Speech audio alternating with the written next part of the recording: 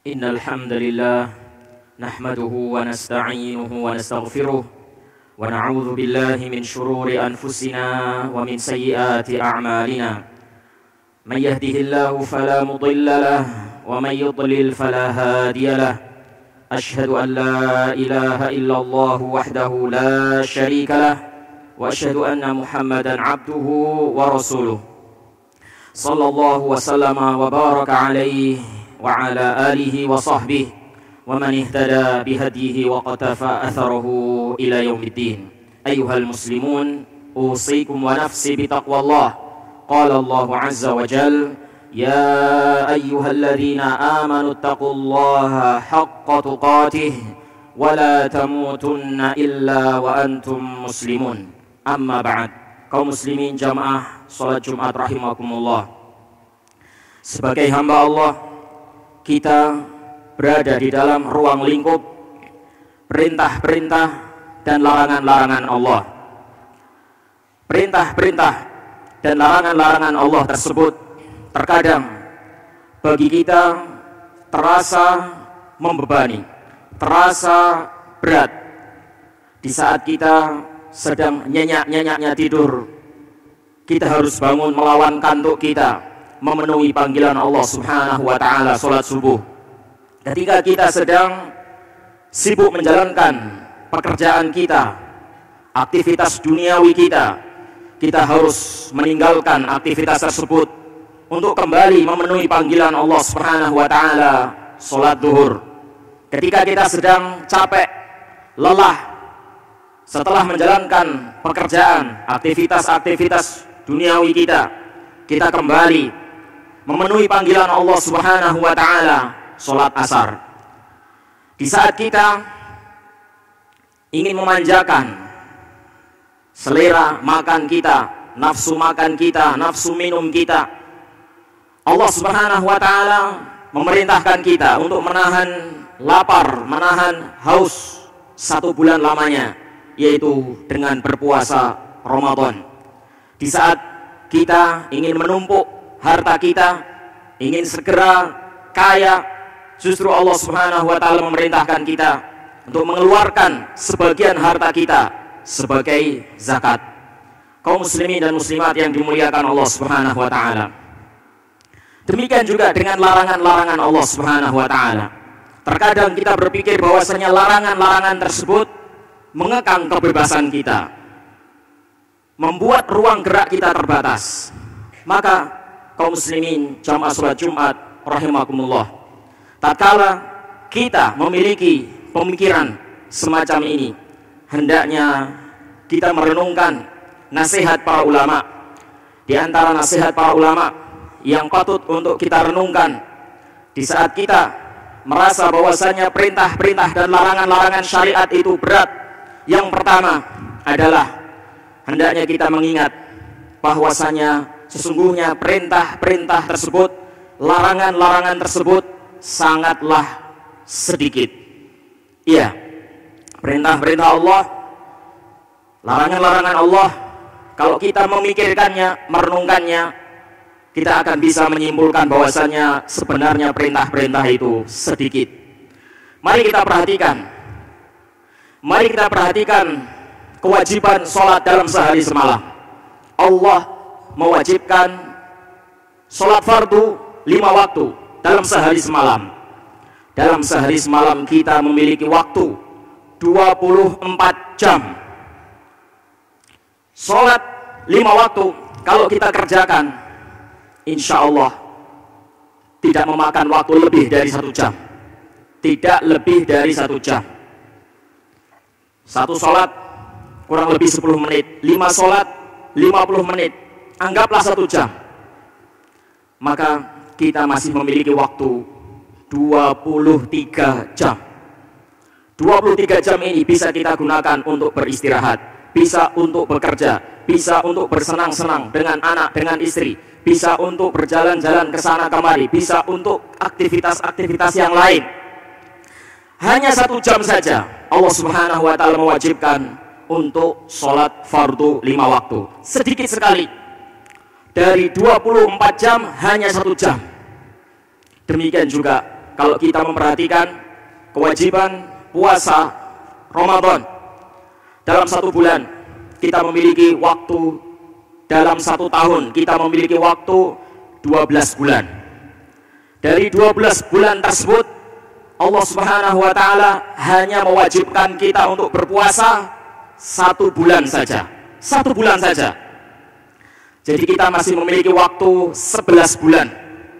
11 bulan ini seandainya kita tidak berpuasa, boleh. Hanya 1 bulan saja kita wajib berpuasa. Sedikit sekali bandingannya. 1 berbanding 11. Wajib berpuasa 1 bulan saja. 11 bulan yang tersisa itu tidak diwajibkan berpuasa. Sedikit sekali kewajiban yang Allah Subhanahu wa Ta'ala bebankan kepada kita. Kalau kita melihat kewajiban zakat pun demikian. Seandainya kita memiliki uang 100 juta di luar kebutuhan pokok kita, dan uang tersebut sudah berada dalam kepemilikan kita 1 tahun hijriah lamanya, maka dikeluarkan zakatnya hanya 2,5 juta. Bayangkan, dari 100 juta dikeluarkan 2,5 juta, masih ada sisa 97,5 juta. Bandingkan 97,5 juta dan 2,5 juta. 2,5 juta ini yang wajib dikeluarkan. Sisanya 97,5 juta bisa Anda gunakan untuk membeli HP baru, untuk membeli sepeda motor baru, untuk memperbaiki rumah Anda, untuk berwisata, untuk berkuliner, untuk kesana kemari. Hanya 2,5 juta saja yang wajib dikeluarkan. Sedikit sekali sebenarnya perintah-perintah Allah Subhanahu wa Ta'ala. Kaum muslimin dan muslimat yang dimuliakan Allah Subhanahu wa Ta'ala, perintah Allah Subhanahu wa Ta'ala yang sedikit tersebut, jika kita merasakan berat, jika kita merasa bahwasanya itu sangat membebani, maka yang perlu dikoreksi adalah hati kita. Hati kalau sudah berpenyakit, hati kalau sudah rusak, maka beban sedikit pun akan terasa berat. Tapi kalau hati seseorang baik, hati seseorang dipenuhi dengan mahabbatullah, dengan kecintaan kepada Allah Subhanahu wa Ta'ala, walaupun beban itu berat, akan terasa ringan. Kemudian hal yang kedua, kaum muslimin dan muslimat, yang perlu kita renungkan adalah bahwasanya nikmat-nikmat Allah sangatlah banyak. Di saat perintah-perintah, larangan-larangan begitu sedikit, nikmat-nikmat Allah yang tercurah kepada kita sungguh luar biasa banyak, tak terhingga, tak bisa dihitung. Wa in ta'uddu ni'matallahi la tuhsuha. Demikianlah firman Allah Subhanahu wa Ta'ala. Kalau kalian menghitung-hitung nikmat Allah Subhanahu wa Ta'ala, sungguh kalian tidak akan sanggup menentukan jumlahnya. Wa ma bikum min ni'matin faminallah. Demikian juga firman Allah Subhanahu wa Ta'ala. Wa ma bikum min ni'matin faminallah. Nikmat apa saja yang ada pada dirimu, semuanya dari Allah Subhanahu wa Ta'ala. Kita tidak bisa menghitungnya, kaum muslimin dan muslimat. Tidak akan sanggup kita menentukan jumlah nikmat-nikmat Allah Subhanahu wa Ta'ala. Akan tetapi kalau kita ingin mencoba melihatnya, menghitung-hitungnya, tidak mengapa. Mari kita melihat beberapa saja nikmat-nikmat Allah Subhanahu wa Ta'ala yang ada pada kita. Nikmat mata kita sungguh luar biasa mahalnya. Siapa yang mau kedua matanya dibeli dengan harga 5 miliar? Siapa di antara kita yang mau memberikan matanya dibeli dengan 5 miliar? Saya yakin tidak ada satupun di antara kita yang mau memberikan matanya, walaupun dengan harga 5 miliar, walaupun lebih daripada itu, tidak akan mau memberikan matanya. Tangan kita, seandainya ada yang membeli tangan kita 5 miliar, siapa yang mau memberikan? Saya yakin tidak ada satupun di antara kita yang mau memberikan tangan kita, walaupun dengan 5 miliar ataupun lebih daripada itu. Kedua kaki kita, seandainya ada yang mau membelinya, menghargainya 5 miliar, Siapa di antara kita yang mau memberikannya? Saya yakin tidak ada satupun di antara kita yang mau memberikan kaki kita, walaupun lebih daripada 5 miliar. Lidah kita, jantung kita, paru-paru kita, otak kita, ginjal kita, dan organ-organ tubuh kita yang lain. Tidak ada satupun di antara kita yang mau memberikan kepada orang lain walaupun dengan harga berapapun. Ini menunjukkan bahwasanya organ tubuh kita ini luar biasa mahal. Begitu besar nikmat Allah Subhanahu wa taala baru organ tubuh saja. Belum lagi ditambah dengan nikmat udara. Kita setiap hari, setiap detik menghirup udara Allah Subhanahu wa taala gratis. Seandainya Allah Subhanahu wa taala ingin menetapkan memungut biaya dari udara yang kita hirup, Allah Subhanahu wa taala bisa berkehendak seperti itu. Allah bisa mewujudkan kehendak seperti itu, dan sudah barang tentu kita pasti kesusahan. Entah berapa juta, berapa puluh juta, berapa ratus juta yang harus kita keluarkan untuk biaya bernafas saja. Jadi kalau kita merenungkan baru nikmat ini saja, nikmat organ tubuh, nikmat pernafasan, ini sudah triliunan. Pada diri kita ini ada triliunan nikmat Allah Subhanahu wa taala. Seandainya Allah Subhanahu wa taala ingin membuat perhitungan dengan kita, mau hitung-hitungan dengan kita, kita tidak sanggup untuk membalas. Kita tidak sanggup untuk membayar nikmat-nikmat Allah Subhanahu wa taala. Walaupun kita membayarnya dengan sholat sepanjang waktu, sehari semalam kita melaksanakan sholat terus untuk membayar nikmat Allah Subhanahu wa taala, belum cukup. Seandainya sepanjang hari kita berpuasa terus, itu juga belum cukup untuk menghargai, untuk membayar nikmat Allah Subhanahu wa taala. Seandainya kita punya waktu, punya tenaga, punya harta, semuanya kita berikan untuk membayar nikmat Allah Subhanahu wa taala, kita keluarkan di jalan Allah, itu juga belum cukup untuk membayar nikmat Allah Subhanahu wa taala.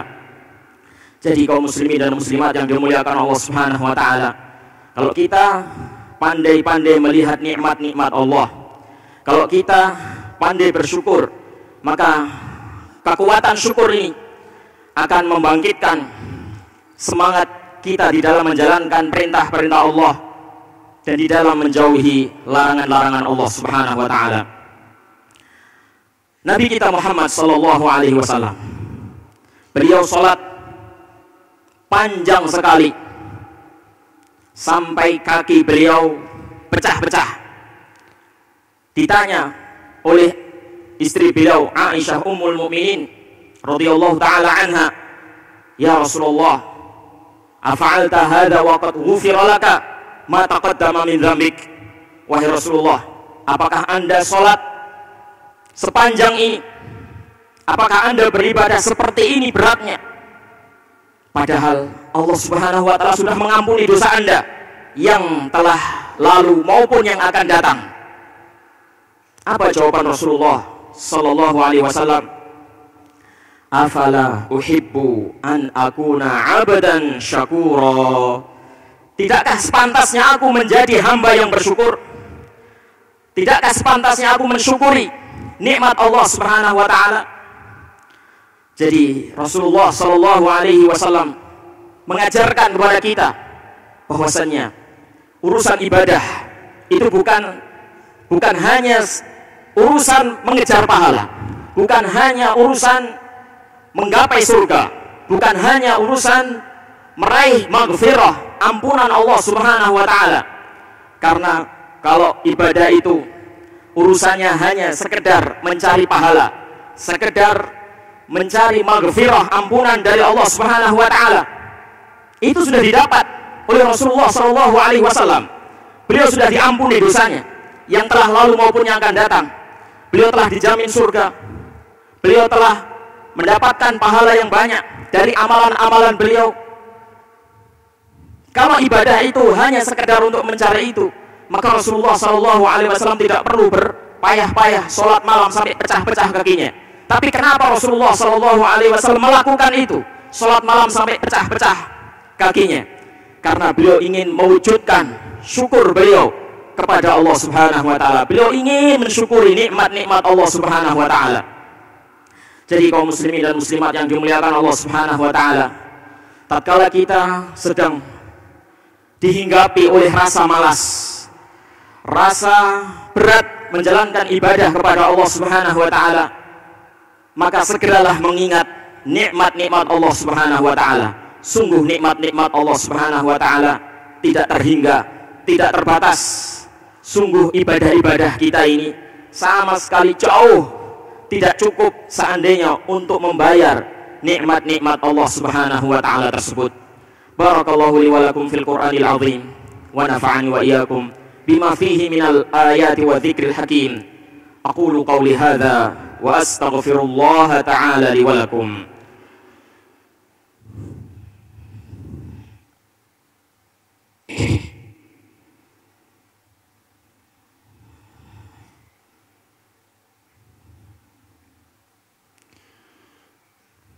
Alhamdulillahi ala ihsanih wa syukru lahu ala taufiqihi wa amtinanihi. Ashhadu an la ilaha illallah wahdahu la syarika lah ta'ziman li sya'nih, wa ashhadu anna Muhammadan abduhu wa rasuluh ad-da'i ila ridwanih, salawatullahi wa salamuhu wa barakatuhu alaihi wa ala alihi wa sahbihi wa ikhwanih. Kaum muslimin jamaah salat Jumat rahimakumullah. Kemudian perkara yang ketiga yang hendaknya kita renungkan juga adalah bahwasanya cita-cita kita, tujuan kita adalah meraih sesuatu yang sangat mahal. Cita-cita kita adalah surga, dan surga Allah Subhanahu Wa Taala bukan barang murahan. Rasulullah Shallallahu Alaihi Wasallam bersabda, ala inna sil'atallahi ghaliyah, ala inna sil'atallahi hiyal jannah. Sesungguhnya barang dagangan Allah itu mahal. Dan ketahuilah bahwasanya barang dagangan Allah Subhanahu Wa Taala adalah surga. Mahal. Surga itu seluas langit dan bumi. Sesuatu yang mahal tidak bisa diraih dengan bersantai-santai. Sesuatu yang mahal tidak bisa diraih dengan memanjakan diri. Sebaliknya, dengan perjuangan, dengan pengorbanan. Dan Allah Subhanahu Wa Taala telah mengabarkan kepada kita bagaimana pengorbanan, perjuangan orang-orang sebelum kita di dalam menggapai cita-cita mereka, surga. Allah berfirman, am hasibatum an tadkhulul jannah walamma ya'tikum mathalul ladzina khalau min qablikum massathumul ba'sa wad-dharra wa zulzilu hatta yaqula ar-rasul wal ladzina amanu ma'ahu mata nasrullah. Apakah kalian mengira akan masuk surga? Apakah kalian mengira akan masuk surga? Padahal belum datang kepada kalian sesuatu yang telah menimpa umat sebelum kalian.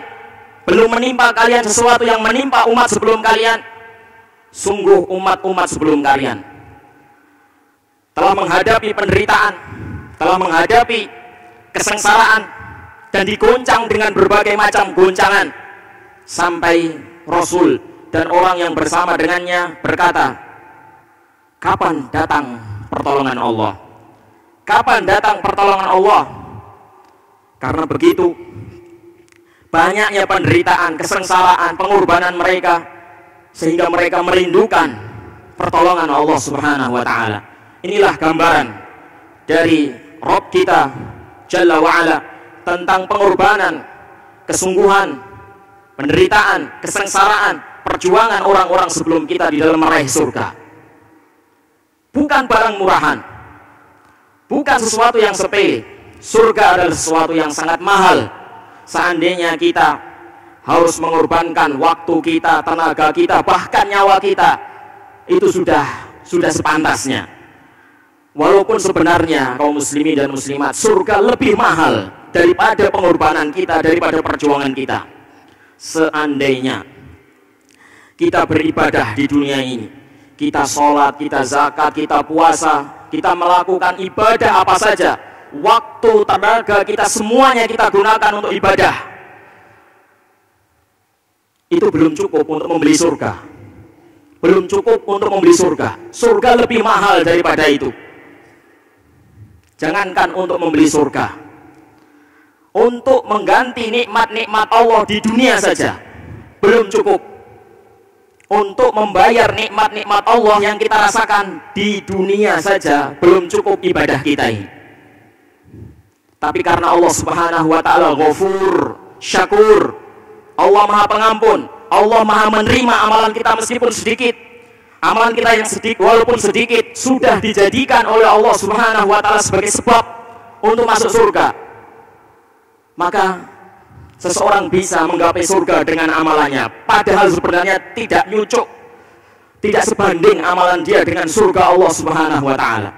Seandainya kita beramal, kita beribadah dan tidak ada pahalanya, tidak ada surga, tidak ada pahala, beramal saja tanpa ada pahala, tanpa ada surga, itu juga sudah pantas bagi Allah Subhanahu wa ta'ala. Seandainya Allah tidak memberikan surga, tidak memberikan pahala, itu sudah pantas. Jadi amalan kita, ibadah kita itu kalau dibandingkan dengan nikmat Allah di dunia saja, lebih besar nikmat Allah di dunia. Cukuplah nikmat-nikmat di dunia itu, seandainya untuk mengganti ibadah kita, itu sudah cukup. Seandainya tidak ada pahala, tidak ada surga, maka itu sudah pantas. Tetapi Allah Subhanahu wa ta'ala Syakur, Ghafur, Rahim. Allah berikan lagi pahala kepada kita. Allah berikan surga kepada hamba-hambanya yang beriman, kepada hamba-hambanya yang bertakwa. Maka kaum muslimin dan muslimat yang dimuliakan Allah Subhanahu wa ta'ala, marilah kita banyak-banyak merenungkan hal ini. Semoga dengan kita merenungkan hal ini akan berkurang keluh kesah kita, perasaan berat kita ketika kita menjalankan perintah-perintah Allah Subhanahu wa ta'ala dan menjauhi larangan-larangannya. Allahumma salli wa sallim wa barik ala abdika wa rasulika Muhammad wa ala alihi wa sahbihi ajma'in walhamdulillahi rabbil alamin. Allahumma ighfir lil muslimina wal muslimat wal mu'minina wal mu'minat al ahya'i minhum wal amwat innaka sami'un qaribun mujibud da'awat. Rabbana ighfir lana wa li ikhwanina alladhina sabaquna bil iman wa la taj'al fi qulubina ghillan lil ladzina amanu Rabbana innaka ra'ufur rahim. Allahumma ahsin 'aqibatana fil umuri kulliha wa ajirna min khizyid dunya wa 'adzabil akhirah. Allahumma la tada' lana fi maqamina hadha dhanban illa ghafartah wa la hamman illa farajtah wa la karban illa nafastah wa la daynan illa qadaitah wa la 'asiran illa yassartah wa la maridan illa syafaitah wa la mayyitan illa rahimtah wa la hajatan min hawaijid dunya wal akhirah hiya laka ridha ولنا فيها صلاة إلا أعنتنا على قضائها ويسرتها برحمتك يا أرحم الراحمين. اللهم آمنا في أوطاننا وأصلح أئمتنا وولاة أمورنا. اللهم وفقهم لما تحب وترضاه وخذ بنواصيهم للبر والتقوى. ربنا آتنا في الدنيا حسنة وفي الآخرة حسنة وقنا عذاب النار وصلى الله وسلم على نبينا محمد وعلى آله وصحبه أجمعين والحمد لله رب العالمين وأقم الصلاة.